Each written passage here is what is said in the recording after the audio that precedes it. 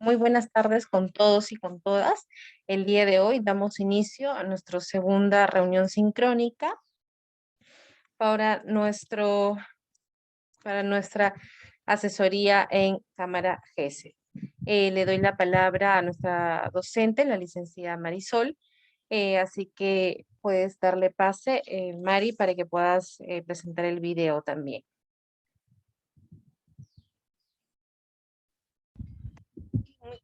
Muchas gracias, muy amable.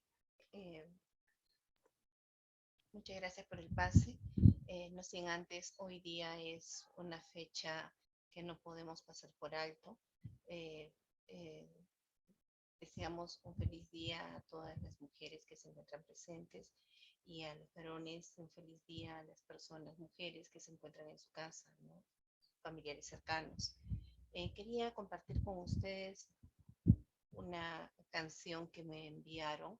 Y me pareció muy agradable que podría compartir. A ver, un momentito, por favor.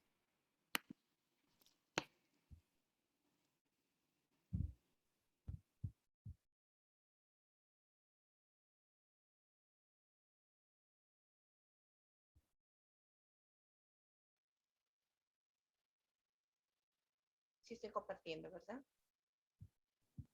Sí, sí se ve. Gracias.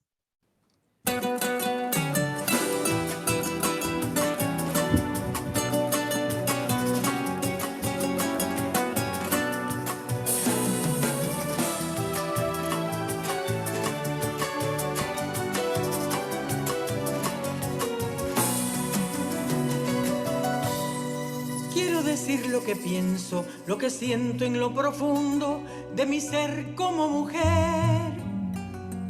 Quiero decir lo que muchas de mis abuelas callaron o las que fueron calladas por querer la libertad. ¿Cuántos años han pasado de desigualdad perversa en la casa, en el trabajo y en la cama sin placer? De nada sirven las leyes, los decretos, la justicia, si no vencemos prejuicios en contra de la mujer. La respuesta es el respeto, la respuesta es la igualdad. Que respeten nuestro cuerpo, que respeten nuestra voz, que respeten mi deseo. Cuando yo digo que no me levanten la mano ni me levanten la voz.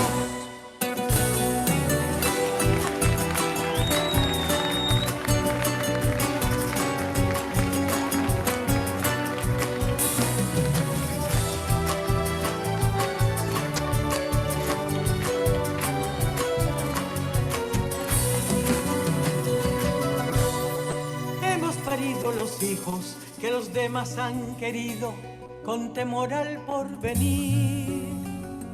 Hemos visto pasar siglos, mancilladas desde niñas, abusadas, calumniadas, señaladas ante Dios. Quieren que sigamos siempre en el papel de sumisas, como la mujer perfecta, sonriente, esclava y feliz. De la escoba a la cocina, de la cocina a la plancha, sin horario ni salario, maltratada es la mujer. La respuesta es el respeto, la respuesta es la igualdad. Que respeten nuestro cuerpo, que respeten nuestra voz, que respeten mi deseo. Cuando yo digo que no me levanten la mano ni me levanten la voz. La respuesta es el respeto, la respuesta es la igualdad. Que respeten nuestro cuerpo, que respeten nuestra voz, que respeten mi deseo. Cuando yo diga que no me levanten la mano ni me levanten la voz. Exijo que el mundo cumpla mis derechos de mujer.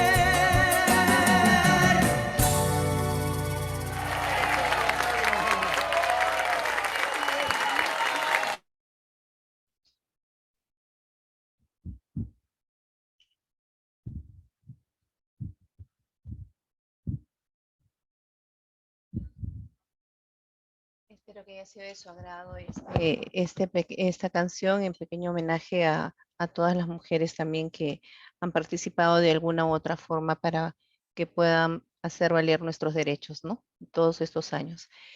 Bien,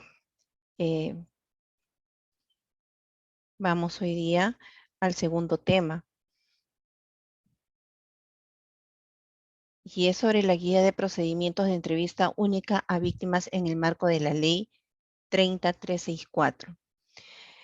Pero también vamos a considerar el día de hoy, voy a compartir la...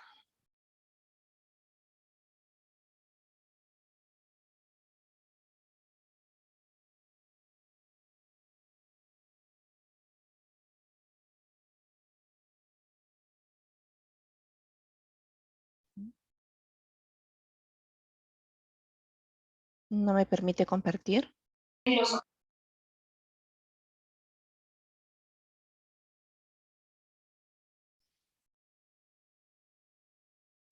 Intenta nuevamente, por favor.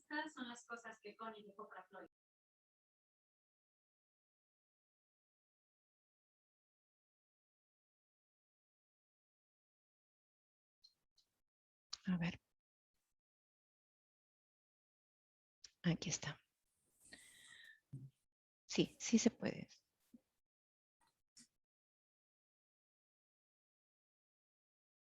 Ok.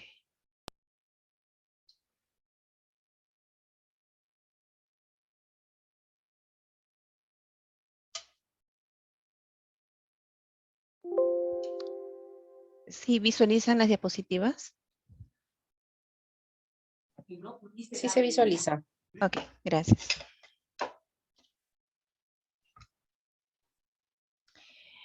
Como le decía, hoy día vamos a tocar el tema 2, guía de procedimientos de entrevista única a víctimas en el marco de la ley 30364. Pero antes vamos a presentar sobre la violencia contra las mujeres con discapacidad. Acá vemos en unas figuras, vemos a niñas con algún tipo de discapacidad. En estos últimos tiempos vemos la mayor incidencia de casos de niños con discapacidad, donde se consideran su hecho y su condición de discapacidad se considera vulnerable, ¿no? Vemos de que tenemos aquí la ley 29963, la ley general de la persona con discapacidad, donde denomina a la persona con discapacidad aquella que tiene una o más deficiencias físicas, sensoriales, mentales o intelectuales de carácter permanente, que al interactuar con las diversas barreras actitudinales y del entorno, no ejerza o pueda verse impedida en el ejercicio de sus derechos y su inclusión plena y afectiva en la sociedad, en igualdad de condiciones de los demás. Esto es lo que nos menciona la ley. La Convención sobre los Derechos de las Personas con Discapacidad, aprobada y ratificada en el Perú en el año 2007, también se pronuncia y reconoce que las mujeres y las niñas con discapacidad suelen estar expuestas a un riesgo mayor, dentro y fuera del hogar, de violencia, lesiones o abuso, abandono o trato negligente, malos tratos o explotación. Con las mujeres con discapacidad se da una situación de doble discriminación que da lugar a que formas externas de violencia como el abuso y la violación sexual queden en total impunidad. Vemos que en muchos casos donde donde se relacionan con las personas con discapacidad, en el caso de los niños más todavía, están expuestos a todo tipo de violencia. Y el abuso sexual no es ajeno a esta situación, ¿no? Donde se presentan muchos casos en abuso sexual. Más aún estos niños con cierta discapacidad, tanto física e intelectual, están vulnerables porque se presenta el abandono de la misma familia. La familia muchas veces, cuando le mencionan a los padres, recién tienen información, conocimiento de que su hijo o niña o hija presenta alguna discapacidad, muchas veces se oponen, no aceptan. Comentan de que es el profesional que está equivocado, de que no es un profesional preparado y que no es el caso de su niña o su niño. Buscan otros profesionales donde el diagnóstico es el mismo y ellos se niegan. Entonces, muchas veces lo que hacen es cubrir porque no están aceptando la realidad. Y en algunos casos, los padres de familia no tienen la debida información para que ellos puedan enfrentar, asumir esta situación que está ocurriendo con sus niños. Se genera un problema, un conflicto entre la familia. La pareja a veces tiene un sentimiento de culpa, o si no, empiezan a culpar a la pareja de que fue motivo, causa o que algo hizo, algo tomó y que ante esas acciones que pudo haber realizado es que su niño o niña tiene algún tipo de discapacidad. Entonces, se quiebra, en muchos de los casos se quiebra la relación de pareja. Llega al extremo del abandono. Puede ser el papá o la mamá que abandonan el hogar por temor, por miedo, por desconocimiento, por no saber qué hacer. Son muchos los motivos por el cual deciden tomar esa decisión de retirarse. O no aceptan, no comentan por qué a mí me sucedió o pasó. Entonces, quedándose, por ejemplo, en el caso de la madre que se quede con la niña o el niño, quedándose la madre también con todos sus temores, con sus miedos, con sus desconocimientos, con su poca información, el acceso de los profesionales para que puedan orientarle, guiarle y poderle asesorar cómo puede manejar la situación o que hay lugares donde ella puede acudir, donde puede contar con el servicio de los profesionales y que mientras más pronto proceda el debido tratamiento al niño, vamos a poder lograr ciertos avances. Pero a veces no hay esa información. Y también somos conscientes de que son pocos los lugares de acceso a donde las familias con niños con discapacidad pueden acudir. Y en muchos de los casos, los lugares que son particulares son muy costosos. Son elevados los costos para poder tener la atención. ¿Qué es lo que hace en muchas familias? Lo dejan en casa, lo aíslan, no le brindan el apoyo porque también tienen que ver el lado económico, que trabajar, no tienen con quién dejarlo. Entonces, no sienten el apoyo de la familia o no hay a quién recurrir y deciden ellos de tenerlo en un ambiente en casa aislado y no está recibiendo la debida atención. ¿No? Entonces, en muchos casos en la televisión hemos visto niños, jóvenes, adolescentes encerrados en una habitación, incluso hasta amarrados en la cama para que ellos no se escapen, no salgan, no se vayan del lugar donde el familiar lo ha dejado mientras que ellos salen a trabajar o a hacer alguna actividad. Entonces, y ellos desconocen que están maltratando y violentando al niño. Entonces, ya cuando estos casos son conocidos, tanto por intermedio de los medios de comunicación o las autoridades, entonces las personas en algunos casos lo hacen consciente y en algunos casos no son conscientes de lo que están haciendo y realizan de que esa acción que cometieron no es porque querían generar algún daño a su familiar, sino que ellos tenían que salir a trabajar y no tenían cómo tener la seguridad de que al regresar a casa no encontrarlo, que no esté o que le suceda algo fuera de casa. Entonces sienten de que esa es la mejor forma de poder tenerlos seguros en casa, ¿no? Entonces, no hay ese acceso a la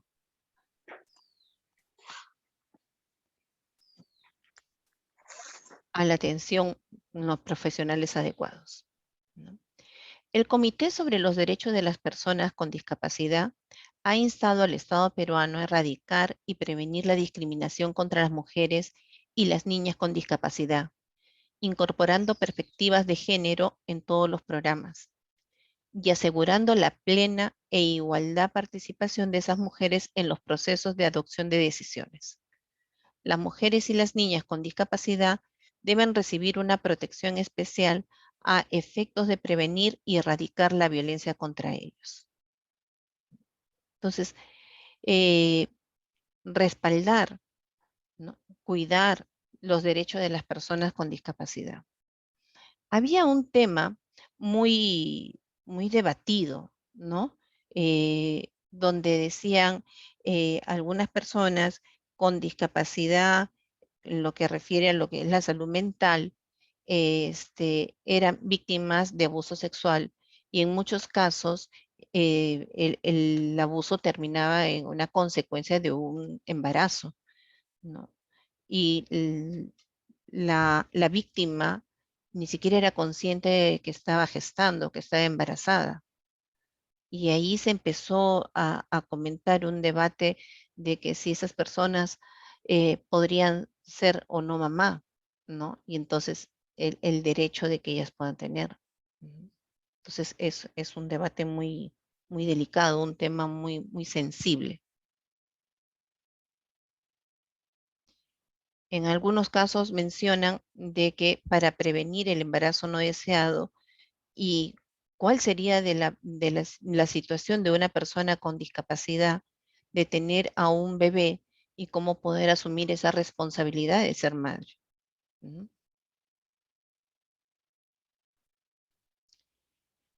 La Declaración de las Naciones Unidas sobre la eliminación de la violencia contra la mujer en 1993 expresa su preocupación por el hecho de que algunos grupos de mujeres, como por ejemplo las mujeres con discapacidad, son particularmente vulnerables a la violencia. Asimismo, la Convención Interamericana para Prevenir, Sancionar y Erradicar la Violencia contra la Mujer, Belén do Pará, 1994, recomienda a los estados parte tener en cuenta la especial situación de vulnerabilidad a la violencia de las mujeres con discapacidad.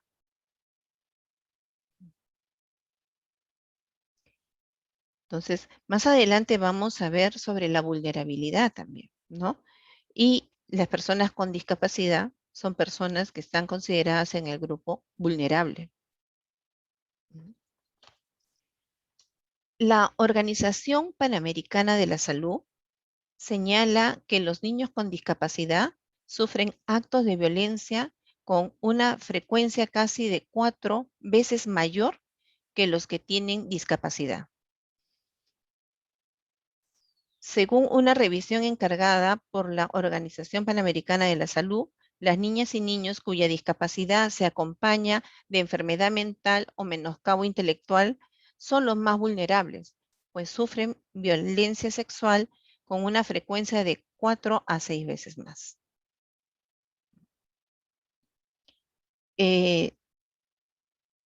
Hay en los centros en los CAR, en los centros de acogida residencial, son muy pocos los CAR donde existen para poder brindarle la atención. En realidad es muy reducido para la demanda que hay en estos casos de niños con discapacidad, ¿no? Y sobre todo con enfermedades mental. Entonces, se requiere de la infraestructura adecuada, de los profesionales idóneos y todo un equipo de profesionales que puedan brindarle la atención a estos niños con discapacidad. ¿Mm? Nuestra realidad es que no son muchos los centros donde se pueden acoger y donde pueden brindarle el cuidado y el respaldo, la seguridad a estos niños, ¿no?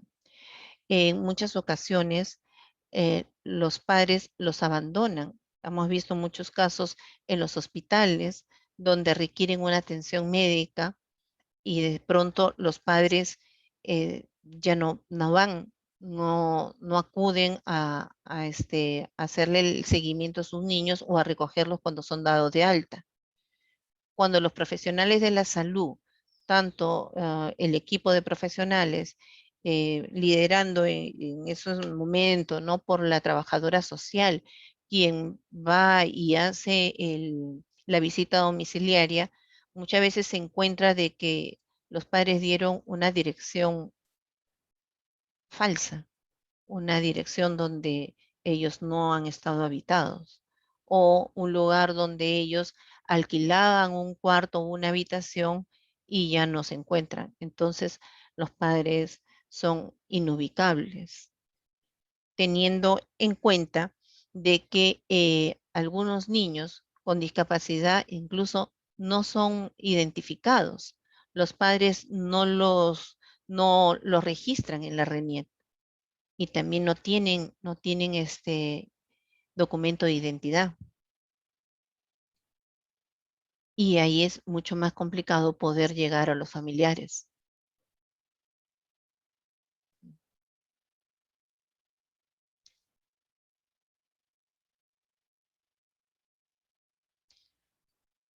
La violencia contra las mujeres con discapacidad, la ley 30364 define la violencia contra los integrantes del grupo familiar como cualquier acción o conducta que le cause muerte, daño o sufrimiento físico, sexual o psicológico, y que se produce en el contexto de una relación de responsabilidad, confianza o poder, de parte de un integrante a otro del grupo familiar.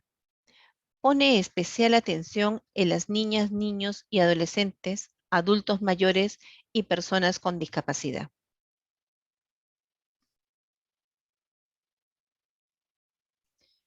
Su objetivo de esta ley es de prevenir, erradicar y sancionar toda forma de violencia producida en el ámbito público o privado contra las mujeres durante todo el ciclo de su vida por su condición de tales, en especial cuando se encuentran en situación de vulnerabilidad por la edad o situación física como la discapacidad.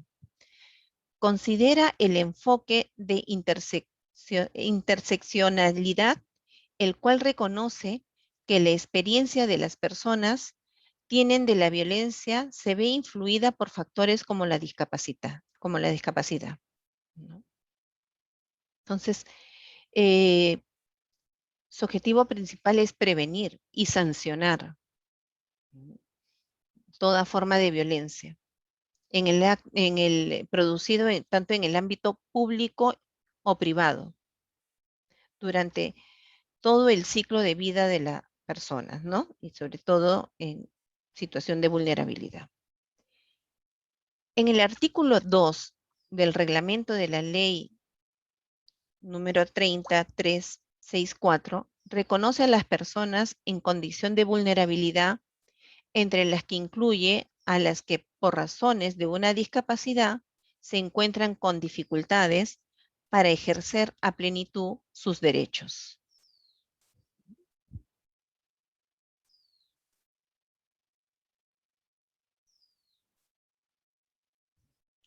Ahora vamos a ver sobre la violencia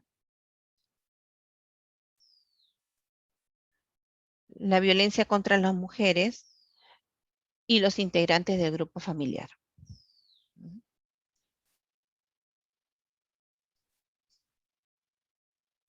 ¿Quiénes son los sujetos de protección de la ley? Los sujetos de protección de la ley son las mujeres durante todo su ciclo de vida, sea en la etapa de niña, adolescente, joven, adulta y adulto mayor.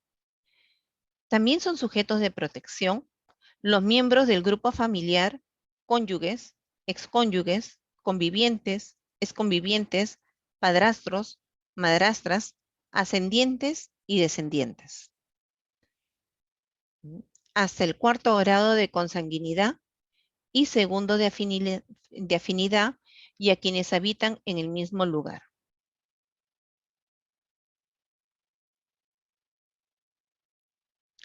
La violencia contra la mujer, lo decía a nivel familiar o por su género.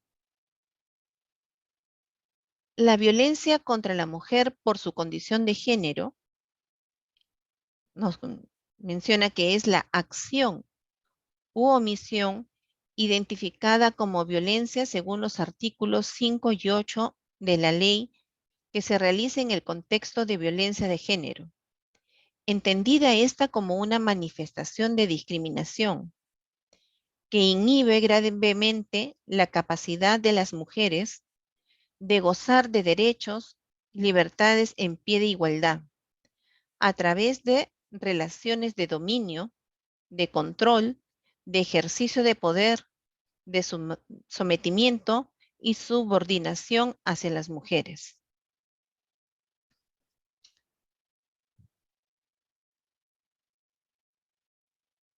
Vamos a ver algunas características donde vemos la diferencia entre la violencia contra la mujer en su condición de género y la violencia contra sus integrantes del grupo familiar. Cuando vamos a ver primero la violencia contra la mujer por su condición de género, menciona la manifestación de la discriminación. Puede ser cuando una persona se presenta a un trabajo y por su condición de género es discriminada. Hay una relación, cuando se presenta una relación de dominio, de control, de poder sobre la mujer por su condición de género. El ejercicio de poder cuando hay un jefe que está por encima y ciertas decisiones, ciertos dominio que ejerce. Y la subordinación. En la violencia contra las integrantes del grupo familiar, vemos ahí una relación de responsabilidad. Cuando no cumplen cierta relación de responsabilidad en contra de la mujer o el grupo familiar, ¿no? Ahí la confianza y el poder también que ejerces sobre ellas.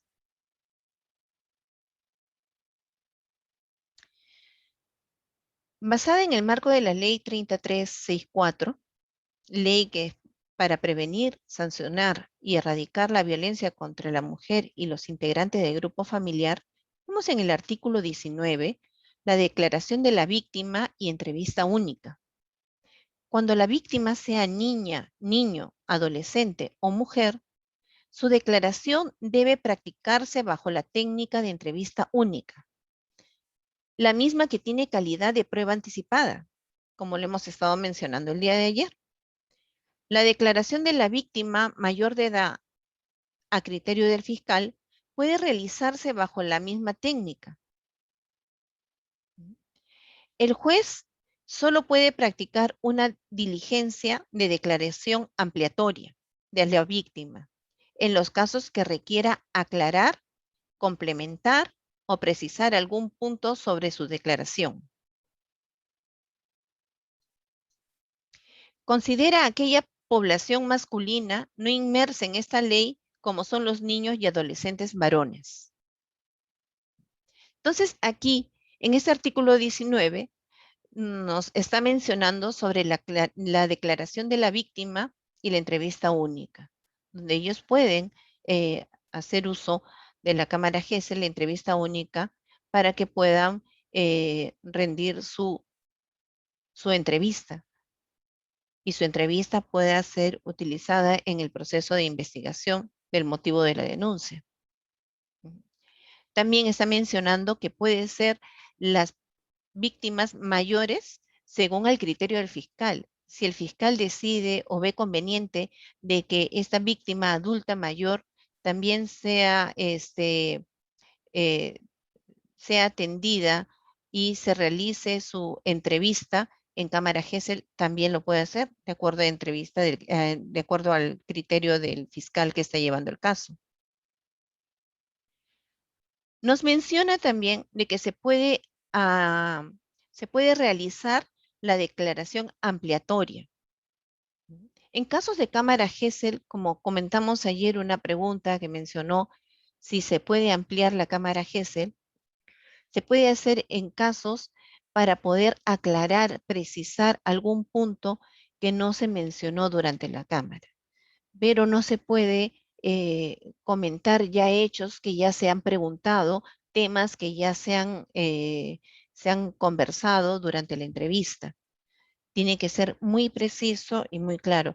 Y se sugiere que sea el mismo profesional que estuvo atendiendo a la misma cámara, de que sea la persona, de que sea la persona que atienda en la declaración ampliatoria. Entonces, se sugiere. ¿Por qué? Porque este profesional ya tiene conocimiento de cómo se realizó esta cámara Gesell, cuáles son las preguntas que se realizaron, qué es lo que faltó precisar.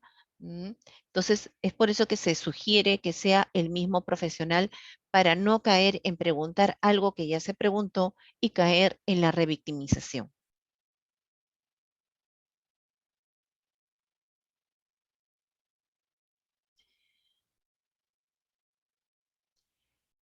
Vamos a ver los procedimientos de la entrevista. Entonces, acá tenemos en cuatro espacios, ¿no? Previo a la entrevista, antes de la entrevista, durante la entrevista y culminada la entrevista. El previo a la entrevista es cuando se reúnen a la hora indicada el fiscal, psicólogo y digitador. Ellos se reúnen y es señalado. Incluso el previo a la entrevista es cuando se solicita una programación en cámara Gesell. Entonces, desde ahí es el previo, ¿no? Donde se solicita una programación, donde soy consciente y he sido testigo de la lucha de los fiscales para poder obtener la cita, la programación de la cámara Gesell lo más antes posible. Y nuestra realidad es que a veces antes de la pandemia incluso, ¿no? Se ha visto de que es el mes de enero y la programación de la cámara Gesell estaba para marzo, abril, 3, 4 meses después. Y se da prioridad a los casos de flagrancia, ¿no? Porque los casos de flagrancia tienen otro tiempo determinado, pero los casos que no son flagrancia muchas veces eran programados después de 3, 4 meses. Ahí hay mucho riesgo, ahí hay se está perdiendo mucha información, donde ocurren muchas situaciones, tanto de la víctima como de la familia, del entorno. Hay la posibilidad de que el agresor trate de hacer alguna situación donde la víctima desista y ya no acuda a la cámara Gesell. O que la víctima en su condición de víctima se siente afectada y a veces es trasladada a casa de otro familiar o se va a provincia o de provincia viene a Lima, se desplaza de un lugar a otro y donde también hay riesgos de que no se lleve a cabo la cámara Gesell. Entonces, esos son los riesgos cuando la programación de la cámara Gesell es a 3, 4 meses. Teniendo en cuenta de que eso sí es que asisten a la primera programación, a la primera citación, porque muchos por algún motivo intentan, ¿no? Desean participar en la cámara Gesell y no tienen los medios económicos, porque la cámara Gesell está programada en el lugar donde se inició el proceso y la víctima se desplazó a otro lado. Y de que la víctima tenga conocimiento y nuevamente se vuelva a desplazar al lugar, hay muchos factores. Uno es el factor económico. Otro es el temor de que ella relacione el lugar y a estar cerca al agresor. Si es menor de edad, no tiene, es la familia, el adulto o la persona que está a cargo de que sea la persona que se encargue de trasladarla. En ciertas oportunidades, en ciertos casos, también es que UDAVIT ayude en el traslado, pero UDAVIT ayuda en el traslado a las personas adultas y cuando son menores de edad requiere también la presencia de un acompañante familiar. En este caso es la madre, el padre, el familiar más cercano. Otro de los casos, de los motivos por el cual también no se lleva a cabo una cámara GESEL, es porque la niña o niño se encuentran en un CAR, en un centro de acogida, en un albergue. Y el fiscal, los operadores de justicia no tienen la información detallada en qué CAR o en qué lugar se encuentran los niños, para que puedan notificar y sepan y tengan de conocimiento la casa de acogida, ¿no? La casa residencial, para que puedan hacer el traslado de la víctima a la cámara GESEL para que se pueda llevar a cabo. Muchas veces eso se dan cuenta recién cuando se presenta la cámara GESEL y no llega la víctima.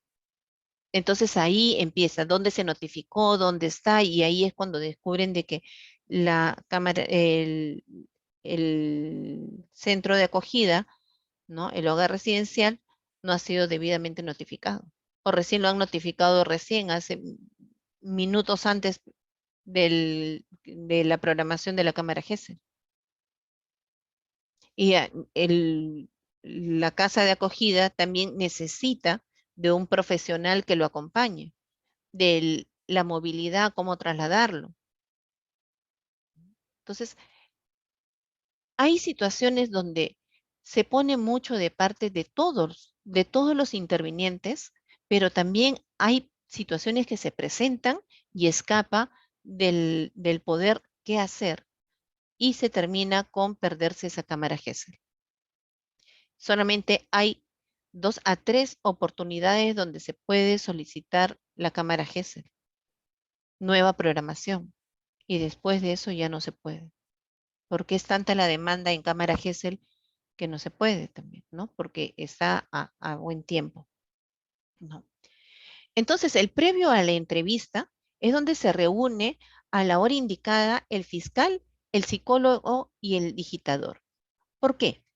Porque tienen que ver si todo está conforme, ¿no?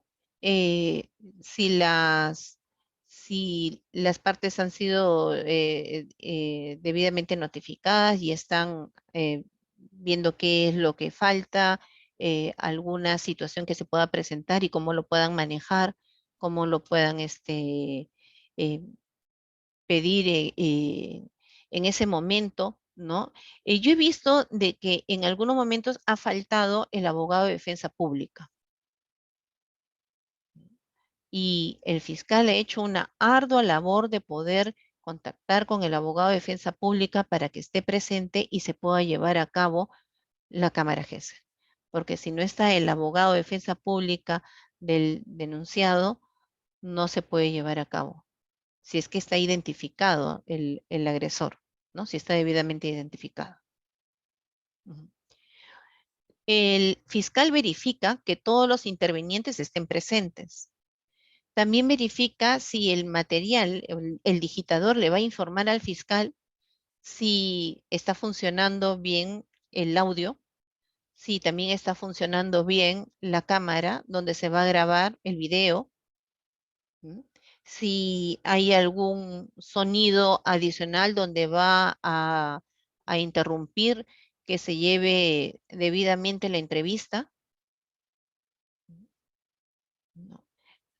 Hasta ven si es que los servicios los servicios están malogrados, tienen acceso y que sea los servicios diferentes el que va a usar la víctima y lo que van a usar los operadores para que no haya un cruce. Entonces, todas esas cosas van a ver, van a tratar de, si se presenta algún inconveniente, van a ver la forma de cómo se solucione. Entonces, cuando sucede este tipo de situaciones, donde no se encuentran todos los intervinientes, van a agotar hasta el último momento para poder hacer posible de que la cámara se lleve a cabo y no perder esa cita de la cámara. Porque sí son conscientes que se va a citar después de un buen tiempo. Se valora también de que la víctima a veces llega de muy lejos y si no ha tenido el apoyo de David o la familia manifiesta de que ha hecho un esfuerzo muy grande para poder trasladarse y poder llevar a asistir a la cámara GESE y que si no se lleva en ese momento hay un riesgo que en una segunda programación la persona no pueda asistir. Entonces, cuando está la víctima y se ve todo lo posible para poder llevar a cabo. A veces hay una situación muy estricta, ¿no? Dentro del protocolo dice de que si la cámara GESEL está fijada para las 10 de la mañana, se da una tolerancia de 15 minutos. Pasado esos 15 minutos, se cierra con un acta y se trata de ver la programación para otra fecha de esa cámara. Pero se ve, somos conscientes todos los que intervienen en esa cámara y son conscientes de todos los riesgos que se pueden presentar y que hay un riesgo de que no se pueda llevar más adelante a cabo la cámara, ¿no? Esos son en los previos.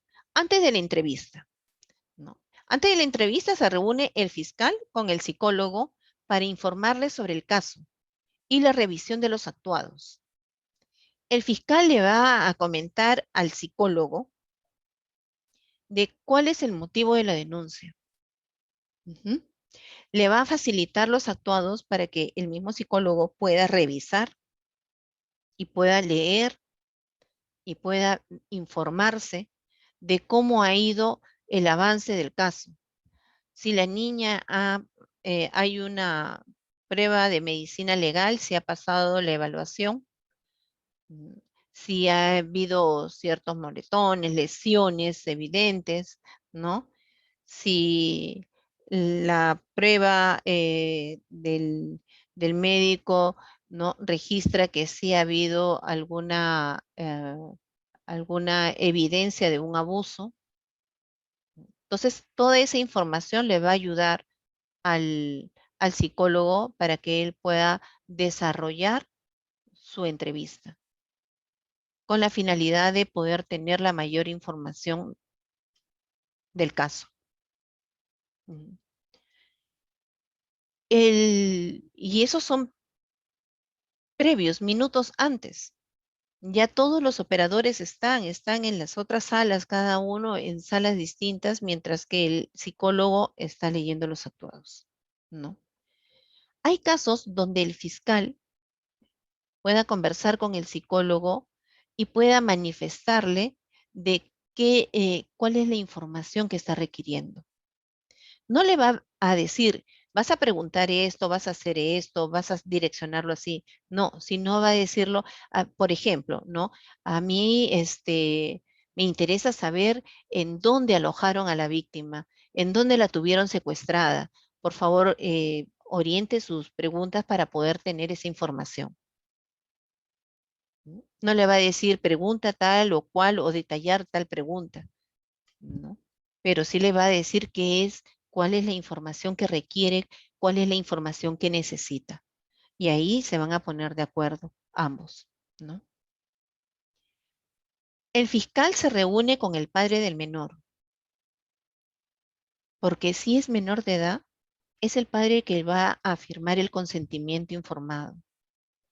Si es menor de edad, es el padre que va a firmar para él aceptar de que su niño menor va a ser entrevistado en cámara GESEL. ¿Qué sucede cuando no es acompañado el menor por sus padres y es acompañado por el CAR o por un centro de acogida o donde he estado, en donde he estado en la casa hogar? Entonces, el representante o el profesional que está acompañando a la víctima es la persona que se encarga de firmar el, el documento y se continúa con llevar a cabo. ¿Por qué? Porque el niño o niña, al estar en un centro de acogida, ya no está bajo la tutela de los padres, está bajo la tutela del centro de acogida, de la casa de hogar. Y entonces son ellos los que sí pueden firmar el consentimiento informado. Y por eso se puede validar la cámara GESE y se puede continuar con la cámara. ¿Mm? Entonces, el fiscal se reúne con el padre. ¿Por qué? Porque le va a informar qué es lo que se va a llevar a cabo. Y también el psicólogo. El psicólogo también le va a informar al padre, si es que está bajo la tutela, el cuidado del padre, le va a indicar de que después se le va a dar una cita para que ellos vuelvan a acudir para realizar la pericia psicológica. ¿Qué quiere decir? La evaluación del psicólogo. Se evita de que sea en un mismo día los dos procesos. Eso se hace cuando es en caso de flagrancia. Es distinto. En caso de flagrancia, discúlpeme el término, pero todos corren. Todos porque están contra el tiempo. Y todos ponen de su parte en realidad y es parte de los límites de tiempo que se presentan. Pero en la cámara GESEL, cuando no son casos de flagrancia, entonces se realiza la cámara GESEL y se solicita o se programa en otra fecha para que se realice la pericia psicológica. Porque a veces el niño, la víctima, tanto en menores de edad como en adultos, se sienten agotados. Es todo un proceso, ¿no? El que ellos vuelvan a comentar la experiencia negativa que les sucedió, traten de comentar al detalle, entonces no es lo más saludable, ¿no? Y que después pasen a una evaluación psicológica, entonces por eso se sugiere de que sea en otra fecha. También somos conscientes de que van a cámara GESEL y ya no regresan para la pericia psicológica. Y se le vuelve a citar 2, 3 veces. Y si no, el psicólogo cierra su pericia psicológica diciendo de que no se presentó. Y el fiscal ve si es que nuevamente manda llamar al padre de familia para que pueda llevar a su niño para que se realice la pericia psicológica, la evaluación psicológica. Antes de la entrevista, el psicólogo se reúne con el niño. El psicólogo va a tratar de tener un diálogo, ¿no? De que el niño pueda conocerlo para que, ¿por qué? Se va a hacer una previa preparación, pero en el caso estamos hablando del psicólogo, el psicólogo estamos viendo que es del área forense. Es diferente a un psicólogo clínico. El trabajo forense es totalmente distinto, porque el psicólogo forense se enfoca y se precisa muy puntual de los hechos que ocurrieron, del motivo de la denuncia. Diferente a un psicólogo clínico. Psicólogo clínico va desde la niñez, del pasado, de los hechos, de los antecedentes, si comentaron una situación similar o parecida. Pero en el psicólogo forense va a precisar sobre los hechos que han actuado.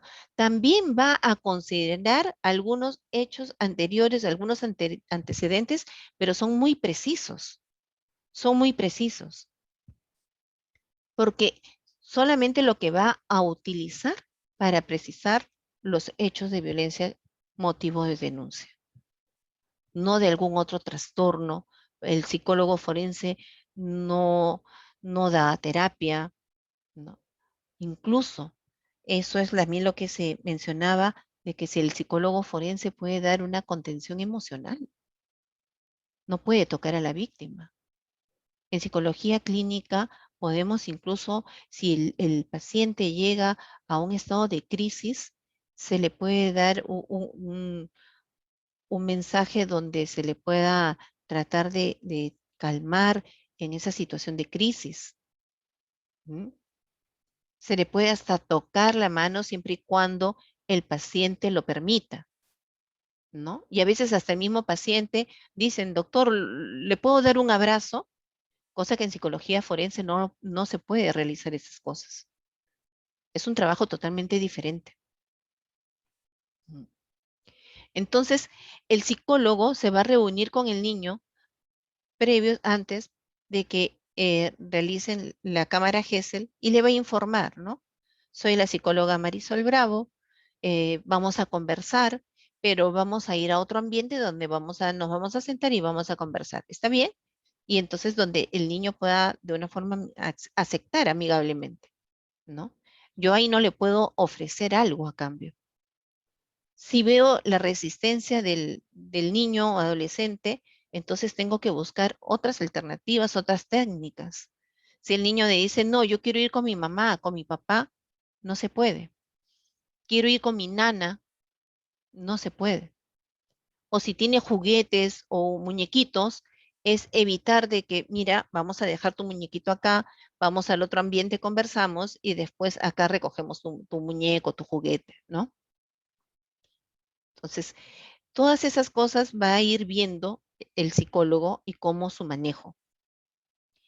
Y esos son minutos antes, porque nunca el niño había visto antes al psicólogo y de igual forma con el psicólogo.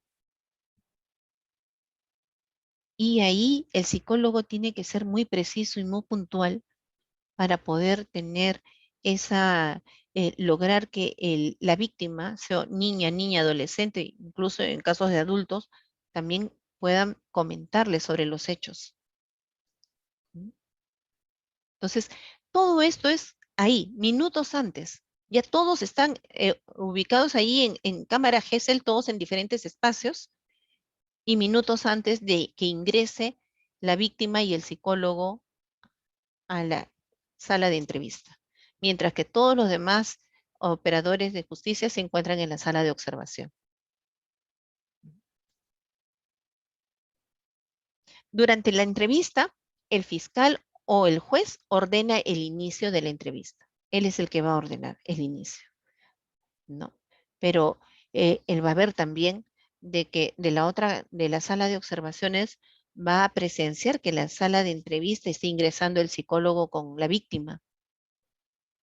¿Mm? En el otro lado, ellos tienen que estar en total silencio, evitar el uso de teléfono, evitar, no está permitido filmar durante la entrevista, grabar, solamente lo puede hacer el digitador que está a cargo de la grabación tanto visual y auditiva de la duración de la entrevista. Él es el único. Y que tampoco, que también previo antes de la entrevista, también se menciona de que ninguna de las personas que se encuentran en la sala de observación pueden hacer llamadas telefónicas o salir o entrar o salir de la sala de observación. Porque en el momento que abren o cierran, en la sala de observación están las luces apagadas. Porque si se prenden las luces, como está dividido el ambiente por por un vidrio, al prenderse la luz, la víctima y el psicólogo van a poder ver a todas las personas que están en el otro ambiente, en la sala de observación. Se supone de que todo eso es para que la víctima no, no presencie o sea, no se evidencie la presencia de los demás operadores de justicia y pueda poder conversar libremente con la psicóloga, ¿no? Con el psicólogo. Entonces, el fiscal o el juez, donde visualiza de que está ingresando la víctima y está ingresando el psicólogo le va a facilitar, le va a solicitar de que se puedan sentar en la mesa para dar inicio, ¿no? Ya todo las máquinas que van a entrevistar y se va a escuchar el audio también ya están prendidos, ya todo está listo, ¿no? Él va a dar la orden en el momento de que ellos ingresan a la cámara. Desde ahí se empieza a grabar, ¿no? Desde el momento que se están sentando, se presenta la psicóloga y eh, ahí se inicia la entrevista, ¿no? El psicólogo se presenta y se inicia el rapport. Bueno, el rapport se inició desde antes de la entrevista, ¿no? Al tener el contacto el psicólogo con el niño, ya se inicia los previos del trabajo del rapport, ¿no? Y se continúa el rapport durante la entrevista para poder brindarle la confianza y la seguridad de que la persona pueda manifestar y comentar los hechos ocurridos. El psicólogo inicia el proceso de recopilación de información. Aquí hay un tema muy importante. En casos, y lo vamos a detallar más adelante, pero vamos a casos de los niños y adolescentes víctimas de abuso sexual o víctimas en casos de trata de personas, se reserva la identidad de la víctima, ¿no? Sobre todo en casos de trata de personas o en casos de bandas y grupos, ¿no? Donde está, ¿con qué intención? Para proteger a la víctima. En algunos casos de abuso sexual, a los niños, niñas y adolescentes se colocan las iniciales y en otros casos se le da una clave y la identidad de ellos es la clave. Pero muchos niños no conocen su clave. ¿Mm? Entonces, ni siquiera saben que les han asignado una clave. Y en el momento de iniciarse la cámara Gesell, se presenta la psicóloga o el psicólogo que está dirigiendo la entrevista, se presenta y en muchos casos le pregunta el nombre. Puede decir María, pero evitar de que le digan el nombre completo. En algunos casos se ha presentado que los profesionales, los psicólogos, sí piden, ¿no? Le piden de que diga el nombre completo, ¿no? Por ejemplo, le dice, tu nombre, María, y tus apellidos, eh, ¿no? Suárez, y tu segundo apellido, Pérez. Entonces, se está identificando. Entonces, pero si ya le asignaron una clave o el psicólogo está viendo de que está siendo presentado con iniciales. ¿Por qué el psicólogo hace eso? Porque el psicólogo lo que le quiere es dar validez a su pericia, a su cámara, y de que sea la víctima, que sea la persona que tenga la seguridad que es la víctima que está entrevistando, es la víctima que presentó la denuncia o es la víctima de la denuncia que se ha presentado. ¿Mm? Entonces, a veces caemos en esas cosas sin darnos cuenta, queriendo proteger nuestra cámara.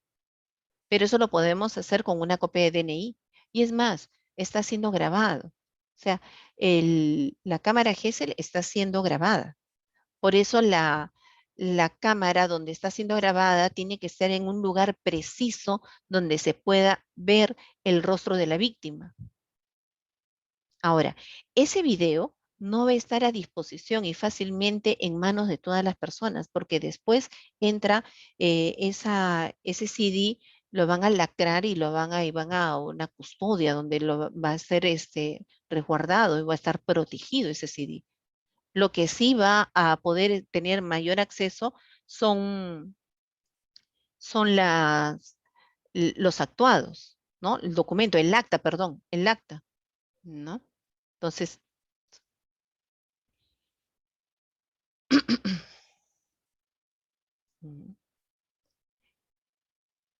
Y también no solamente preguntan el nombre y el apellido, sino en dónde vives, cuál es tu dirección. Y esa es información de riesgo, porque en el otro lado, en la sala de observación, se encuentra el abogado de defensa pública que también podría informarle al agresor, ¿no? Entonces, ahí se tiene que cuidar que el agresor no tenga la ubicación. Si esta niña, por medidas de seguridad, han decidido de que salga de la casa, salga de la vivienda donde está con con sus padres, con su familia, para darle la protección y esté resguardada, y para eso la llevan a un albergue para que esté segura, y en cámara G se le preguntan, le dicen, ¿dónde estás viviendo o de dónde vienes? Vengo del CAR. ¿Qué CAR? Ah, el que queda en tal distrito, en tal lugar. O le llaman el CAR tal. Entonces ya se está identificando, se pierde las medidas de seguridad que se están brindando a la víctima. No, no lo hacen por alguna intención, sino de que también ellos quieren cuidar su pericia, ¿no? Pero sí se está manejando porque en algunos casos solicitan al padre de familia, si tiene el DNI del niño o niña, ¿no? Ellos le sacan una copia y lo anexan a a su, a la cámara GESEL o a su pericia psicológica, ¿m? Para darle mayor validez y que están evaluando a la persona que dicen estar evaluando.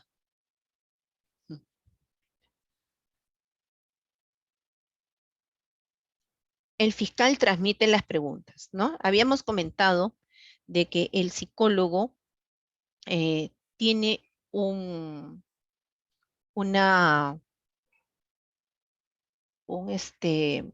perdón, un ratito.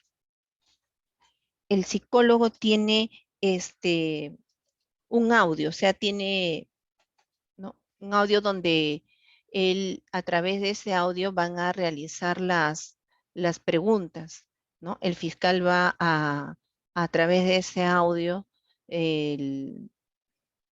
va a brindar las preguntas adicionales que quiera hacer, ¿no? A su criterio. Y también él es el que va a transmitir, el fiscal ay, un segundito. Es el fiscal que va,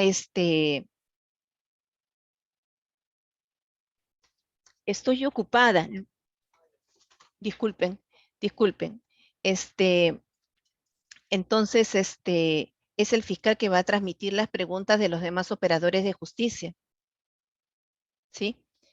Y a través de ese audio, ¿no?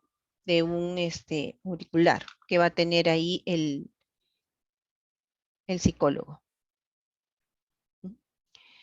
Ahora, culminada la entrevista, ¿no? Entonces, es el fiscal así como inicia, ¿no? Él da la orden para el inicio de la entrevista, es el fiscal o el juez que va a manifestar y va a decir, terminamos, ¿no? Antes de eso va a preguntar al fiscal de familia, al abogado de defensa pública, si hay alguna pregunta pendiente, si hay alguna pregunta que decidan hacer. Pero es el fiscal que también va a decir si se realiza la pregunta o no se realiza la pregunta. En muchos casos he visto ahí, ¿no?, de que el abogado de defensa pública quiere hacer una pregunta y el fiscal, él es el que tiene la decisión de transmitir la pregunta o no. Y ahí ellos empiezan a debatir, ¿no? Muy sutilmente para que no se escuche en la sala de entrevista. ¿Ok? Entonces,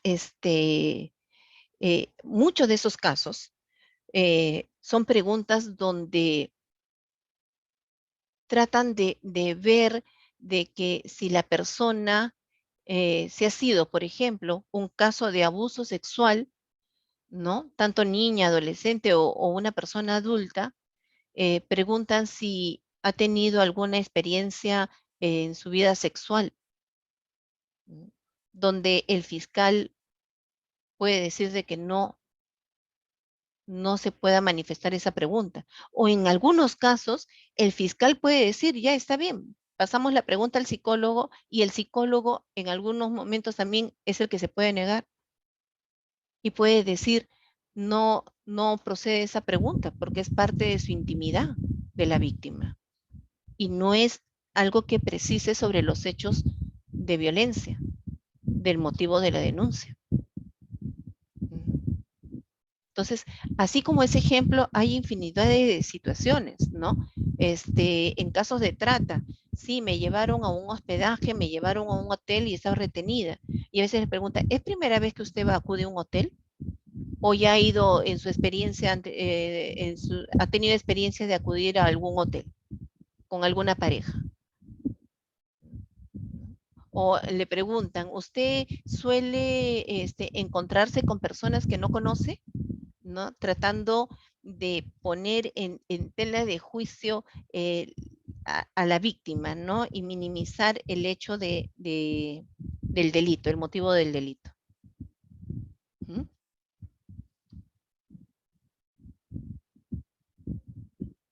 Decía que así como el fiscal da inicio a la entrevista, es que da la orden de que se culmine, ¿no? Y amablemente pregunta, ¿hay algo más, alguna duda, queda pendiente? Entonces todos llegan a acuerdo y el fiscal le dice a la psicóloga, terminamos, ¿no?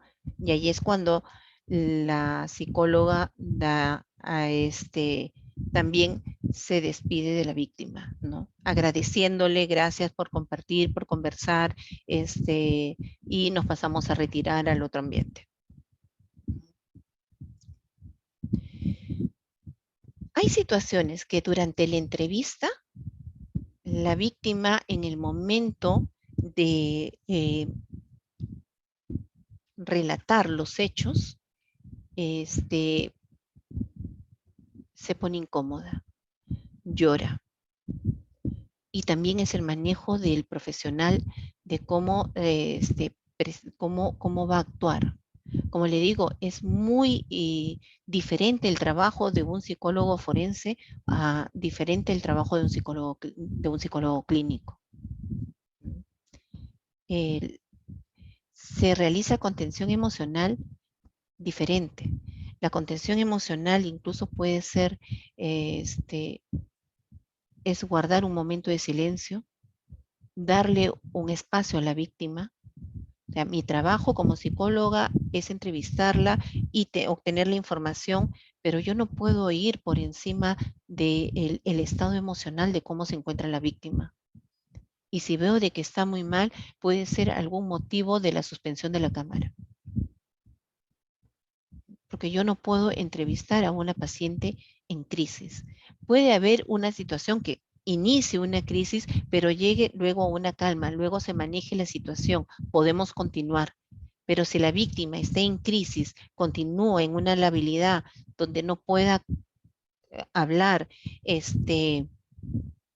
se le escucha entrecortado, empiece a tartamudear,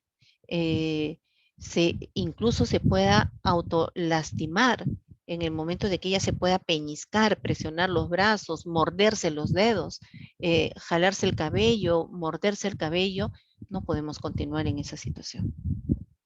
Vamos a tratar de que pueda calmar, e incluso sí se le puede decir, a ver, y nos podemos involucrar para que se sienta un poco más acompañada, ¿no? Yo no le voy a decir, a ver, cálmate, ¿no? Tranquilízate, ¿no? Más, y ahí jugamos incluso con el tono de voz. Perdón, disculpen un ratito.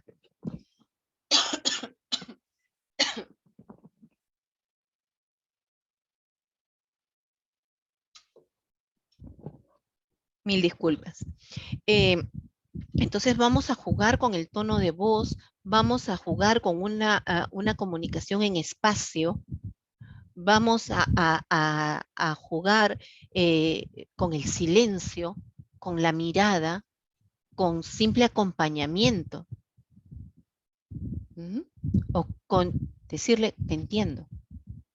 ¿No? Y cuando le digo nos involucramos, es diferente cuando yo puedo decirle a una persona, cálmate por favor, y decirle, vamos a calmarnos. O sea, yo sé que estoy calmada, Pero el decirle, invitarle, vamos a calmarnos, de alguna forma, la estoy acompañando. Y hace que se sienta mejor. Vamos a parar un ratito, vamos a darnos un espacio, vamos ahí a ver, vamos a respirar juntas, no podemos, ¿sí? Y el psicólogo puede tener la posibilidad de retroceder.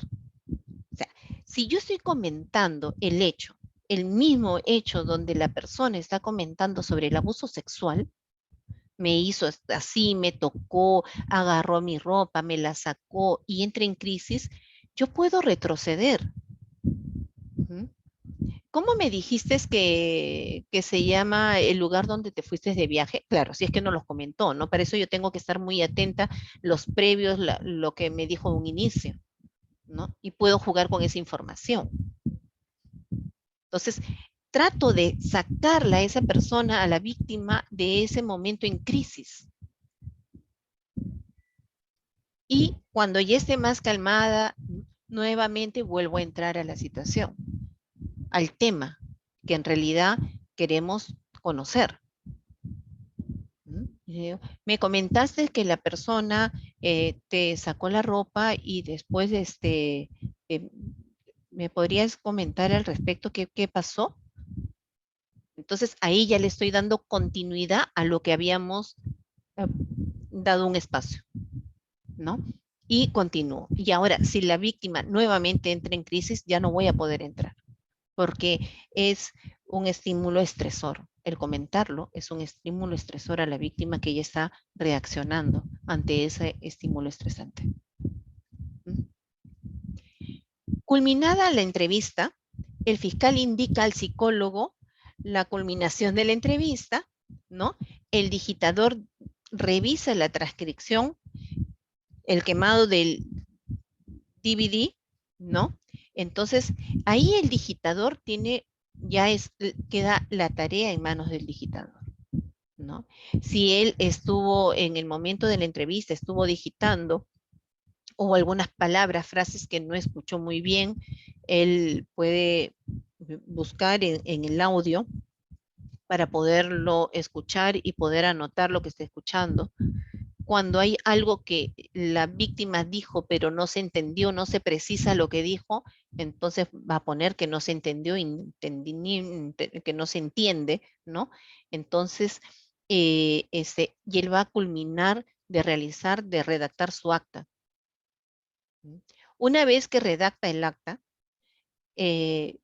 saca las copias, ¿no? Que son 3 copias, invita a todas las personas que han participado en la Cámara para que puedan firmar. Con la firma de los participantes, y ahí se hace la cadena de custodia. El lacrado del CD, el acta, y después él se va a encargar de seguir la cadena de custodia del CD.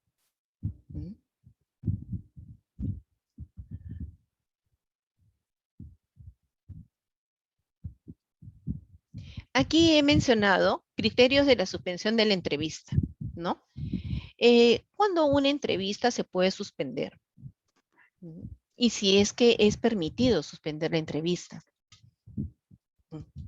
Y sí se puede, suspender una entrevista. Es cuando la víctima no brinda la información relacionada al hecho de investigación. El psicólogo está tratando de dirigir la entrevista en función a los hechos, a los motivos de la denuncia, y la víctima no minimiza o va por las ramas y habla otra situación, ¿no? Y no habla sobre los hechos. Entonces, puede ser es un criterio para la suspensión de la entrevista. Lo que comentaba hace un momento, ¿no? La víctima se encuentra en crisis emocional, ¿no? Entonces, emocionalmente está en crisis y no se puede, porque por encima está el proteger a la víctima. Todos tenemos los intereses de tener la información de lo que ocurrió, de precisar qué fueron los hechos, pero por encima de todas esas, de lo que nosotros requerimos, de lo que nosotros, cuál es nuestro objetivo, de lo que nosotros necesitamos para continuar con nuestro proceso de investigación, ¿no? Tanto los jueces, los fiscales, todos los que intervienen, está el estado emocional de la víctima. Si esta víctima está si está con fiebre, si está mal, si la víctima no ha desayunado, no ha almorzado, entonces no podemos, si no ha dormido, si son los hechos que ocurrieron, esos son en casos de flagrancia incluso. En caso de flagrancia, todo se hace a la velocidad, ¿no? Entonces, pasa cámara GESEL, o sea, ven, la víctima está, todavía no se recupera, está toda la noche presentando su denuncia, ha estado en la comisaría con frío, no ha tomado sus alimentos y no ha descansado, y en plena cámara está a media que se duerme, ¿no? Porque no ha estado bien alimentada, no se ha cubierto sus necesidades básicas. Entonces, es otro criterio de suspensión de entrevista. Pero sabiendo y conocedores de esta situación, se trata de preguntar antes. Ahí cada quien también tiene su función, ¿no? Si está en un CAR, en el CAR son los responsables de brindarle la atención, de darle de apoyarla, de ver si cenó, si incluso su ropa, brindarle la ropa. Hay incluso como les decía, ¿no? Hay UDAVID o algunas ONG donde están en todo el proceso, cuando hay operativos incluso, y las víctimas están ahí, entonces le brindan una mochilita donde está su refrigerio, si son mujercitas, ¿no? Incluso hasta una toalla higiénica, le dan su jaboncito, su cepillo de dientes, sus colinos, para poder cubrir sus necesidades básicas de higiene, ¿no? Entonces ahí hay incluso una toallita de mano. En algunos momentos ha podido ser esa mochilita, ha estado incorporada incluso una mantita para que ellas se puedan cubrir el frío de la noche en el momento de la intervención. Hay agua o un frugos, un jugo, galletas, donde ellas puedan un poco de ayudarse y poder continuar en el proceso de la denuncia. En algunos casos, cuando dura mucho tiempo, UDAVID incluso se encarga de comprarle sus alimentos, su cena, para poderle brindar a las víctimas. Entonces, y después también ahí se va haciendo la programación para la cámara GESEL y ya sus necesidades básicas han sido cubiertas, ¿no? Si esta víctima ha estado en un CAR, entonces el CAR es el que se encarga de ver sobre las necesidades de la víctima.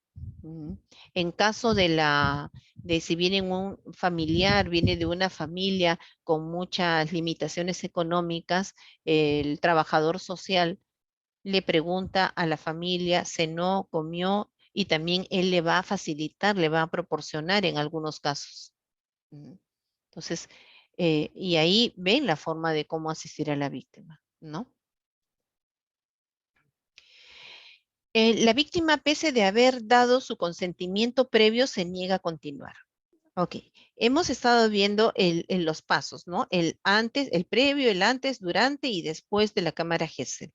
Y hemos hablado en un momento, cuando la víctima es una adulta, ella misma firma su consentimiento. En el caso de los niños, es el padre o el tutor el que firma el consentimiento. En el caso de niños que están albergados, son las personas de las instituciones donde están albergados, son las personas que van a firmar el consentimiento. Pero en caso de adultos, son ellos mismos los que firman su consentimiento informado, ¿no? Y dando de que van a presentarse en cámara GESEL. Pero eso no nos da una seguridad que la víctima nos va a comentar sobre los hechos ocurridos. Puede ser que firme el consentimiento informado, y a las finales, en plena cámara Gesell, se niegue y pueda desistir y pueda decir, no, ya no quiero, me quiero ir de acá, no pensé que era así, no quiero, no, acabo de decidir que no quiero aceptar la cámara. Y se para y se va. Y es motivo, es un criterio de suspensión de entrevista. Otro de los motivos de los criterios de la suspensión de entrevista es la falla del suministro de energía eléctrica o el mal funcionamiento de los equipos, que pueden fallar los equipos, ¿no? Pueden estar todos los operadores de justicia, estar la víctima, estar la familia, estar el fiscal, estar el psicólogo, todos. Y de un momento, y hay situaciones que escapan fuera de las manos, ¿no? Y hay un apagón, ¿no? O fallas en el sistema eléctrico y no funciona. Y si no funciona el video para poder grabar la cámara y no funciona el audio, ¿de dónde nos vamos a agarrar? Porque eso es lo que vamos a necesitar para que pueda llevarse a cabo la cámara Gesell. Si no, el abogado de defensa del agresor, defensa pública del agresor, se puede oponer, ¿no? Entonces, se evita de que pueda hacerse algo en contra, por eso se sugiere que mejor se suspenda la cámara, ¿no? Y nuevamente se reprograma la cámara en otra fecha. ¿Mm? El tiempo que dura una cámara, ¿no? No se puede determinar que todas las cámaras tengan el mismo tiempo de duración. Como les comenté el día de ayer, son casos de niños muy pequeños, son casos de adolescentes, son las diferencias de los motivos de denuncia, como les digo, ¿no? En caso de abuso sexual, de violencia familiar, donde es identificado los agresores, donde son identificados o es conocido los lugares, los espacios en donde ocurrieron los hechos de violencia, en casos de trata, por ejemplo, donde las trasladan de un lugar a otro y ellas desconocen en dónde las están trasladando, quiénes las están trasladando. ¿Mm? En el momento de que las captan, las recepcionan, se contactan con una persona que se presenta, les comenta, les dice una serie de cosas a través del engaño, ¿no? Y cuando ella acepta, dice, ya, nos encontramos en el bus tal, en la agencia tal, y ahí nos vamos las dos para que me acompañes porque yo quiero que tú me cuides a mi hijito. Y como yo vivo en provincia, entonces vamos, yo te pago los pasajes, vas a vivir conmigo en mi casa y te voy a pagar tanto, ¿no? Entonces, la víctima accede, ¿no? Pero ya desconoce, es más, desconoce, nunca fue a Arequipa, nunca desconoce la agencia, es una agencia de un bus, pero que no menciona o no se percató de qué nombre tenía el bus. Y lo único que puede mencionar son los colores que tenía el bus. Entonces, esas preguntas, esos datos muy puntuales, muy precisos, muy minuciosos que vamos a necesitar en una cámara Gesell de casos de trata de personas, nos va a demandar más tiempo, mayor tiempo, ¿no? Y acá ponemos que tendrá pues una duración promedio de 2 horas, ¿no? Dependiendo la complejidad del caso. Y lo recomendable sería de que se inicie puntualmente la cámara con todos los participantes, ¿no? A fin de no perjudicar la siguiente entrevista programada y también para no perjudicar la misma entrevista, porque sí se puede llevar a cabo, pero ya la víctima está alerta a todos los movimientos que ocurren. Las víctimas cuando van a cámara Gesell, ellas están muy pendientes si alguien pasó, si esa puerta abrió, y a veces por descuido de los operadores de justicia, ellos descubren la sala de observación y no nos va a favorecer, porque se reprime, no va a querer comentar porque sabe que en la otra sala las están observando, le están mirando, la están escuchando. Hay incluso adolescentes donde se han parado en plena cámara Gesell, se paran y se van al vidrio y dicen, acá me están mirando, hay alguien atrás, incluso tocan el vidrio y dicen, ¿hay alguien atrás? ¿Hay alguien? ¿Me escucha? ¿No? Entonces después, claro que los operadores que están atrás, total silencio, ¿no? Y nuevamente la víctima se siente y continúa. O como puede tener desconfianza y ya no quiere continuar con la cámara también, ¿no? Ujú. Entonces, es bueno de ser muy puntuales y siempre cuidando todo lo que la víctima pueda escuchar, eh, ver, observar los movimientos. Se ha visto en cámara que se ha presentado el agresor. El agresor se aparece en cámara Gesell. Y ahí todos tenemos que cuidar porque el agresor no puede estar cerca de la víctima. El agresor no puede estar presente. Y eso lo sabe su abogado. Pero a veces el agresor de repente o no escuchó las recomendaciones del abogado, no escuchó, muy atrevido, eh, ingresó y de repente pues no, ahí el personal de seguridad tal vez se confundió de que en vez de ser el agresor es un familiar cercano a la víctima y de repente pasó, algo sucedió y el agresor a veces se las ingenia y pasa. Y ahí todos tenían que actuar de inmediato en función de salvaguardar y proteger a la víctima. Muy bien, ¿alguna pregunta? Les agradecería algún comentario, compartir?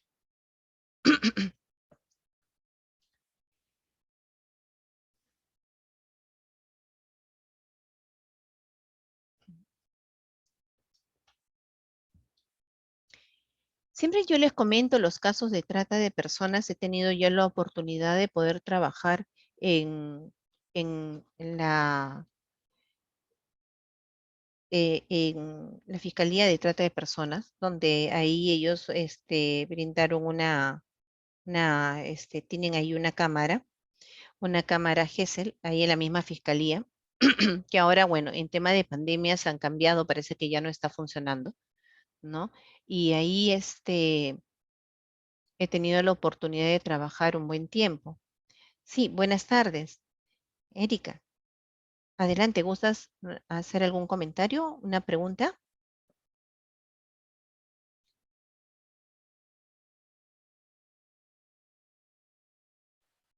Sí, doctora, buenas tardes. ¿Me escucha? Sí, muy bien. Bienvenida. ¿Cómo estás, Erika? Adelante. Bien, gracias. Primero, agradecerle por la ponencia, doctora. Muy interesante y otro saludo muy Erika, se te especial escucha por entrecortado. el Día de la No se te logra entender. Mujer.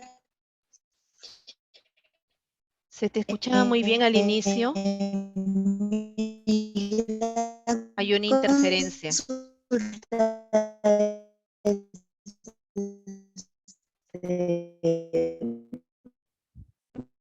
muchas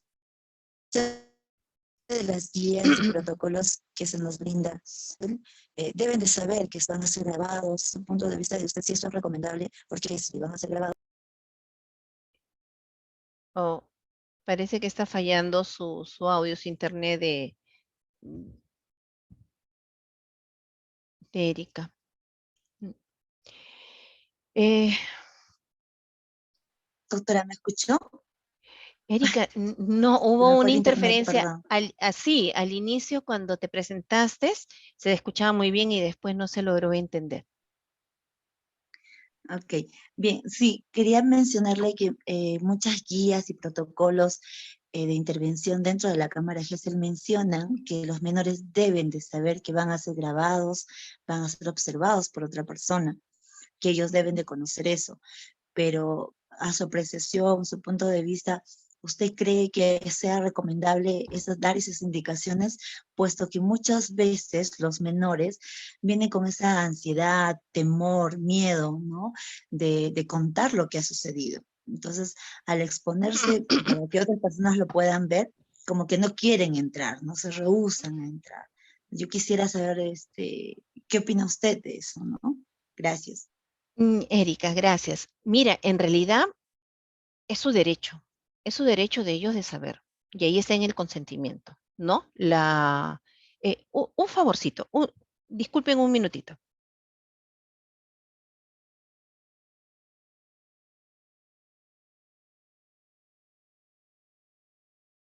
Ya, disculpe. Es su derecho de que ellos estén informados. Y ahí está el consentimiento informado. Entonces nosotros no podemos ir en contra de los derechos, ¿no? Le decimos de que vamos a conversar en el otro ambiente, de que se le va a grabar, ¿no? Y hay una cámara que nos está filmando. ¿Mm? Eh, Algunos no comentan de que está en el otro lado. Y también eso tiene una función ahí el vidrio, porque si no estuviera la luz prendida y sería evidente de que en la otra sala de observación están todos los demás operadores de justicia. ¿Mm? Hay otra de las cosas. En realidad, en este tipo de denuncias, en este tipo de trabajo, vemos cosas muy delicadas y cosas inimaginables incluso, ¿no? Vemos casos que la víctima, este, nosotros pensamos se está presentando el caso que la mamá incluso presenta una denuncia, presenta una demanda, y cuando la mamá también es agresora y forma parte de la violencia. ¿Mm? Y las niñas, al saber que la mamá está en la otra sala de observación, ya no quieren comentar, porque no quieren que la mamá se entere de las cosas que sucedieron o los hechos a los que ellas fueron llevadas o sometidas. Y ahí hay todo un tema, ¿no? Hay todo un tema porque si no comenta, no procede la denuncia, todo queda en archivo. ¿Y esta niña dónde va? Va con la mamá y donde la sigue violentando y era la mamá la que le explotaba a la niña. Y eso se evidenció en cámara, porque la niña comentaba de que ella se encontraba con hombres y a través de ese encuentro con hombres en los hospedajes, los hombres le daban cierto dinero. Cuando se le preguntaba en dónde estaba el dinero o para qué servía el dinero, ella decía, bueno, me compraba algunas cosas. Y se le preguntaba, ¿y esas cosas, todo el dinero te has comprado tú? No, es solamente usado un poquito, nada más. ¿Y en dónde está el otro dinero, el dinero que queda? Y nos dábamos con la sorpresa que era la mamá la que le guardaba el dinero. Y decía, no, ya mi mamá ya tiene como 3.000 soles guardados. ¿Mm? Entonces, si la niña sabía de que la mamá estaba en el otro lado y estaba junto a los operadores de justicia, fiscal de familia, fiscal penal, fiscal, ¿Mm? La mamá no sabía dónde ir corriendo.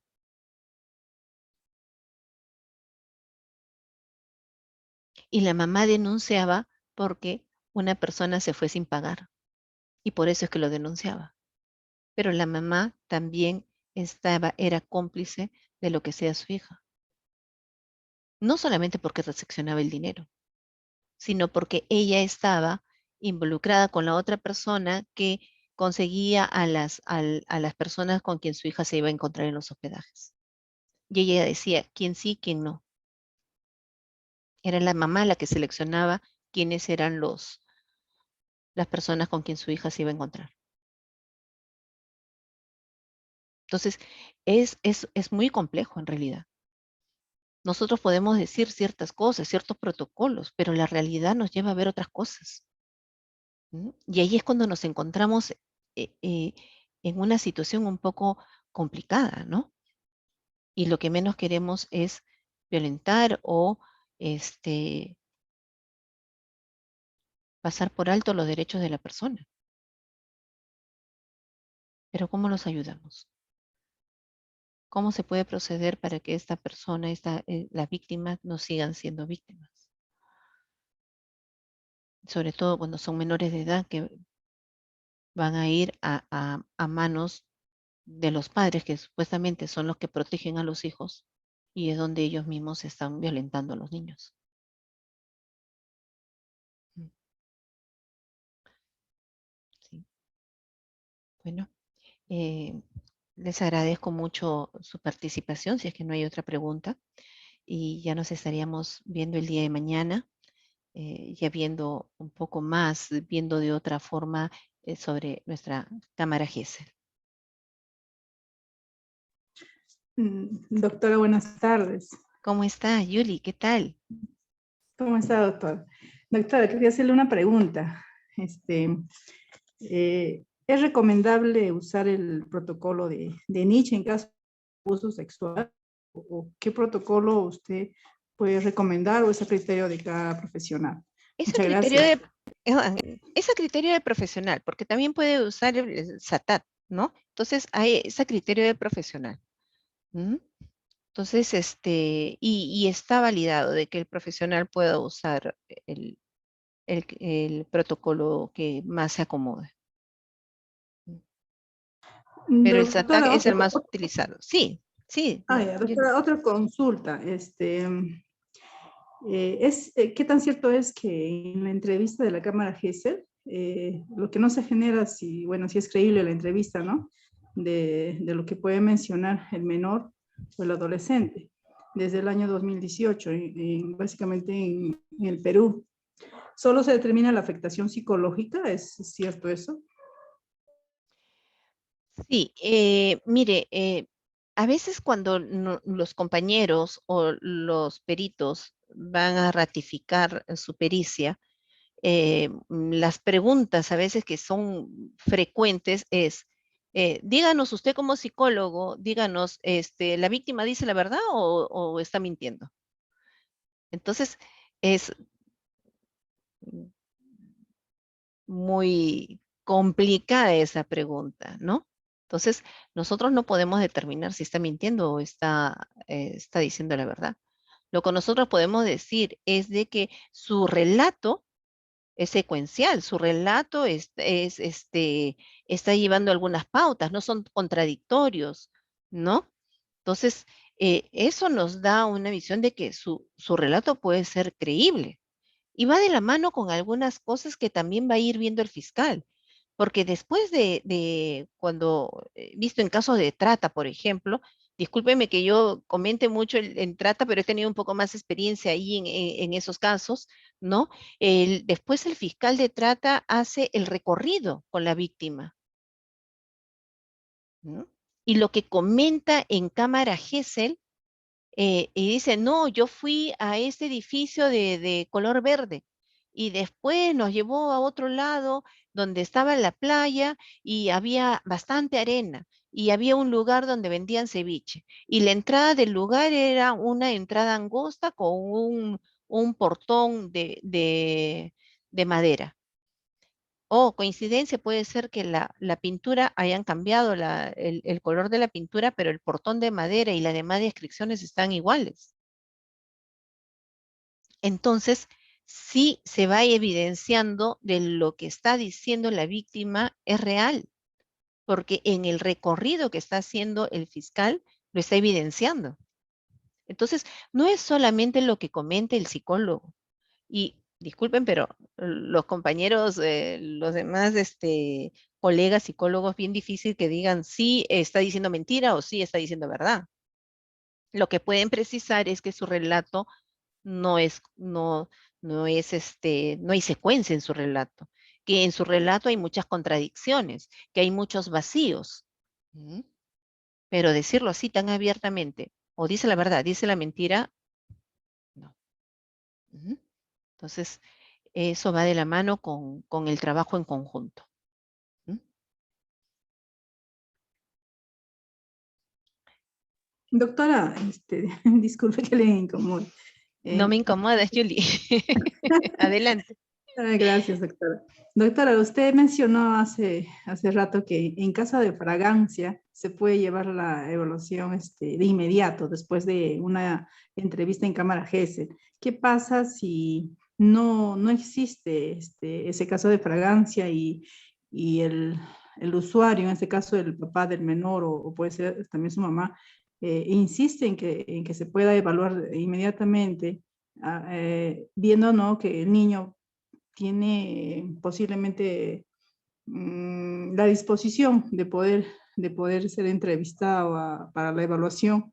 ¿Es posible eso? Si viven lejos, por ejemplo, viven a 8 horas, 9 horas, o posiblemente no tienen economía, ¿es posible realizar esa evaluación a pedido bueno, viene la predisposición también del menor, ¿no? En este caso, el niño o el adolescente que pueda ser entrevistado. ¿Es posible eso? Ok, mira, una cámara GESEL no se va a llevar a una insistencia de un padre de familia, porque quien va a solicitar la cámara GESEL es el fiscal y va a estar condicionado a la programación. Así hay espacio para que pueda ser evaluado, ¿no? Que se pueda llevar a cabo la cámara GESEL. Ahora, delito de flagrancia, son tiempos determinados, y es el fiscal el que va a determinar si es una flagrancia o no. No lo va a determinar el padre de familia. Es más, hasta desconocen qué es una flagrancia o si fue un hecho de flagrancia o no, desconocen. Entonces, pero sí el padre de familia puede decir cuáles son sus motivos para que su hijo puedan tener cierta consideración y se pueda llevar a cabo la cámara lo antes posible. Y el fiscal, a su criterio, va a considerar si puede. Y no solamente es a criterio mire, casi todos los fiscales van a querer que las cámaras GESEL se lleve de inmediato. Pero eso también va a ser en concordancia con medicina legal, donde ellos tienen la programación de cómo se va a llevar o si hay espacio para poder poner, agendar, programar la cámara GESEL del niño. Como le dije, es parte de nuestra realidad. Hay lugares donde no hay cámara GESEL, se están incorporando cámara GESEL en lugares donde no había, pero eh, como les comenté, antes de la pandemia querían en enero y lo desean en marzo. Marzo, abril, después de 3, 4 meses. ¿Mm? Para todos es lo mejor de que la víctima comente los hechos lo antes posible. Porque ya los comenté todos los riesgos que puede suceder para que después a la final se programe una cámara y no se lleve a cabo. ¿Mm? Pero no es que el papá por insistencia o por presión del padre que se lleve una cámara GESEL. Eso no es así. ¿Mm? Bien, les agradezco su participación, gracias por sus preguntas y nos estaríamos viendo el día de mañana a las 3:30, nuevamente para tocar un tema sobre nuestra cámara GESEL y seguir con nuestro taller. Muchísimas Gracias, doctora. gracias, Marisol. Muchas gracias a todos los participantes. Mañana a 3:30 entonces estamos nuevamente reuniéndonos. No se olviden de marcar sus asistencias. El día de ayer hemos tenido bastantes ausentes y el día de hoy ha habido un poquito más. Marquen su asistencia de entrada y su asistencia de salida. Muy buenas tardes para todos. Buenas tardes, gracias.